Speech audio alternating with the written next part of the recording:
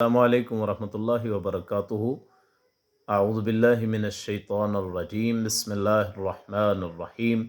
شہر رمضان الذی انزل فیہ القرآن۔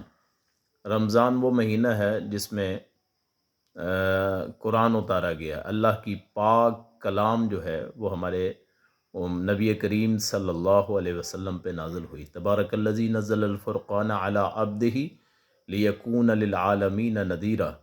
تو یہ رمضان اللہ کا مہمان ہے جو ہمارے ہاں تشریف لا رہا ہے، اور اللہ کی نعمتیں، اس کی برکتیں اس میں انشاءاللہ ہوں گی۔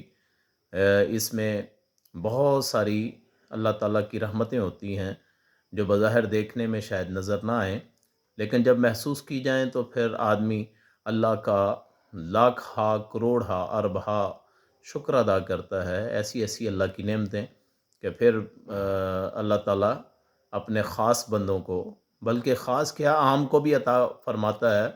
جو بھی اس مہینے کا احترام کرے، اس کے روزے رکھے، اس میں عبادت کرے، اللہ کو یاد کرے، اس کا ذکر کرے، قرآن کریم پڑھے، تو اللہ تعالیٰ اس کو آباد شاد فرما دیتا ہے۔ السلام علیکم ورحمۃ اللہ وبرکاتہ۔